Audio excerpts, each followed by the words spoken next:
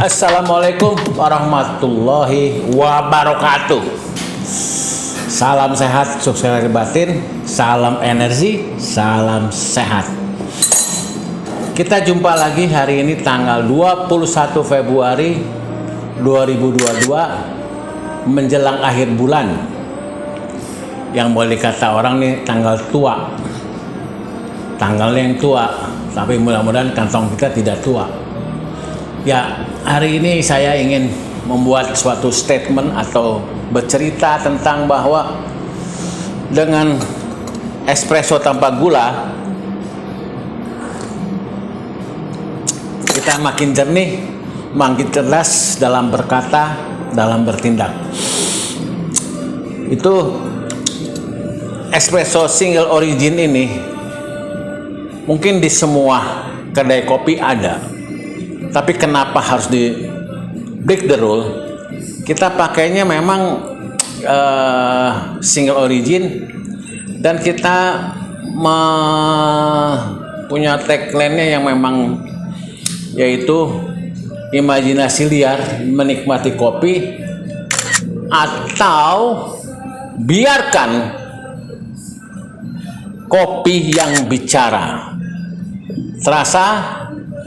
Lebih terasa kopinya.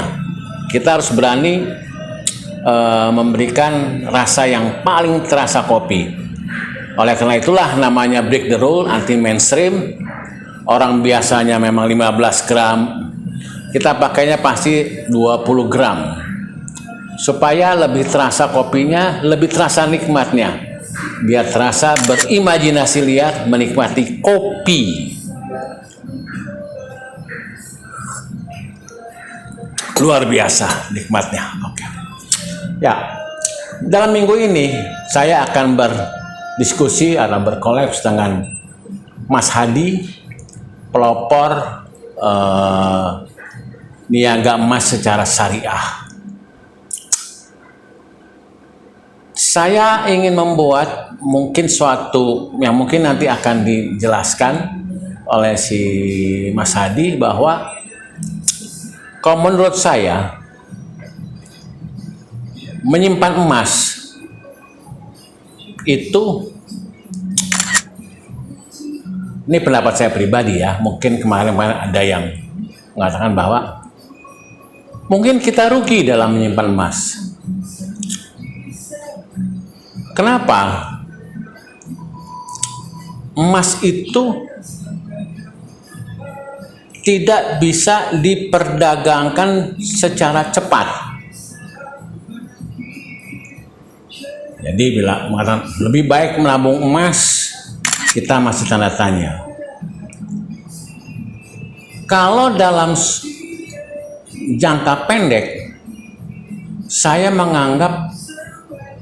berpendapat bahwa lebih baik kita menabung di bank, entah itu bank syariah, entah itu bank konvensional. Akan tetapi kalau kita mempunyai rencana dalam jangka menengah atau jangka panjang, misalnya kita ingin berumroh, ingin naik haji, itu jauh lebih baik kita nabung di emas. Tukarlah uang kontan Anda, tunai Anda ke emas. Misal tahun depan kita akan naik haji atau berumroh. Begitu pandemi ini selesai, kita bisa menikmati ibadah dengan baik. Kalau sekarang ini kita berumroh itu seakan-akan memaksakan. Kenapa? Karena jumlah karantina dan ibadah jauh lebih besar, lebih banyak di karantinanya. Oleh karena itulah, saya berpendapat menabung emas itu harus terencana dengan baik. Jadi ibaratnya Anda ini berdeposito, entah itu di bank syariah atau di bank konvensional, minimal 1 tahun. Kita menganggap uang itu tidak ada karena kita simpan. Tapi kalau kita sekedar jual beli emas itu rugi menurut pendapat saya. Artinya kita harus punya planning dulu. Kita mau naik haji tahun depan. Misalnya ya otomatis mungkin kalau sudah tidak ada pandemi mungkin biayanya akan seperti semula, cuma pasti ada kenaikan. Tapi kalau masih ada pandemi atau Saudi Arabia penyelenggara haji tahunan itu memberikan batasan, itu pasti jauh lebih mahal. Nah, taruhlah X harganya, biayanya, nah itu segera uangkan menjadi emas.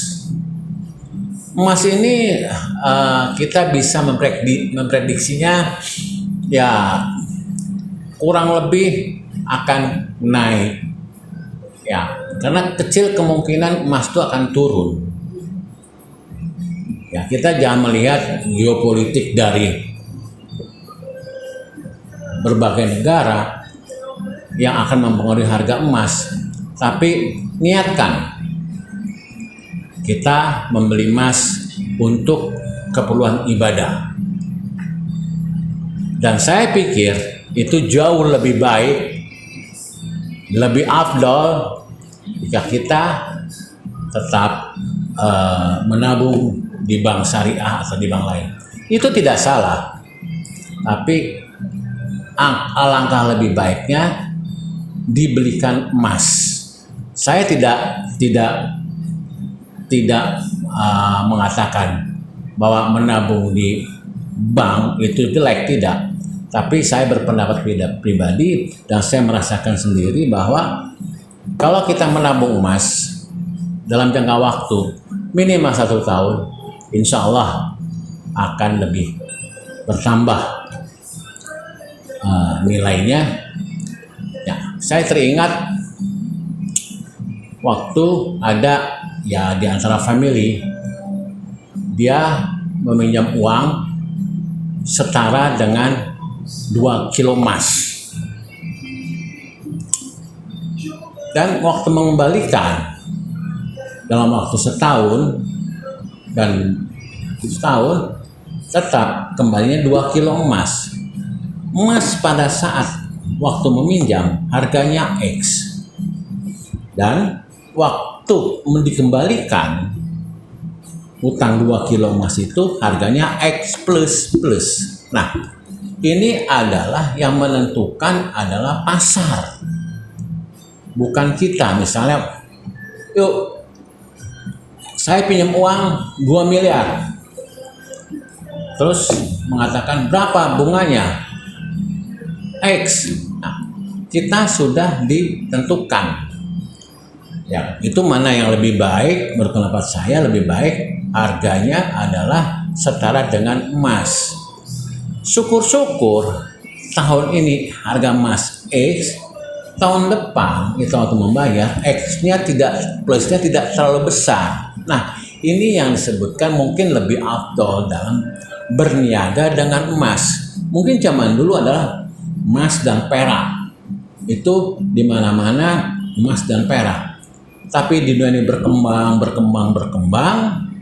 karena mungkin cadangan emas dan segala macam, akhirnya kita menilai dengan perbandingan mata uang yang berdasarkan pasar. Jadi kita tidak bisa mungkin antara Amerika $1, Indonesia berapa puluh ribu. Waktu itu kita sebelum reformasi tertinggi adalah 2.500. Sekarang nilai kita menjadi menurun dari lebih ke harga 14.000. Itu adalah hukum ekonomi dunia seperti itu. Tapi kalau kita kembali ke emas, kita pinjam emas, bayar dengan emas, ya itu jauh lebih baik. Tapi kondisi saat ini tidak seperti itu. Mungkin baru sekarang banyaklah orang pakai emas, pakai perak dan segala macam, mencoba untuk menerapkan hal itu. Tapi keadaan itu tidak bisa kita paksakan karena itu adalah pilihan daripada anggota masyarakat. Yang paling terpenting, saya berpendapat bahwa jika ingin menabung emas, rencanakanlah berapa tahun ke depan. Oh, saya mau menyalurkan anak saya 3 tahun depan. Sekarang saya punya dana sekian, belilah emas, setara emas, simpan. Anggap aja itu tidak ada, anggap aja uang hilang lah istilahnya. Begitu kita beli lagi, membeli emas itu bukan berarti untuk jangan sampai ada gampang nih untuk di-cashkan, untuk ditunaikan. Nah, jadi namanya kita menabung adalah uang lebih yang kita bisa tabung. Selama kebutuhan perharinya kita belum mencukupi, ya kita belum bisa menabung dalam bentuk emas ataupun apapun. Tapi kita punya berlebih, misalnya kita berlebih 1 bulan ada 1 juta, 2 juta, beli emas, tapi jangan dijual kembali pada bulan berikutnya. Itunya artinya kita sudah rugi, jelas itu rugi, karena emas tuh yang kita pakainya emas logam mulia ya, jangan emas perhiasan. Logam mulia itu memang ada yang 0,5 gram, ada yang 1 gram, dan sampai ke 100 gram. Nah, dan belinya juga, saya sih bukannya mempromosikan merek tertentu, tapi yang saya rasakan, belilah logam mulia Antam karena sudah ada sertifikat LBML, yaitu sudah diakui oleh dunia.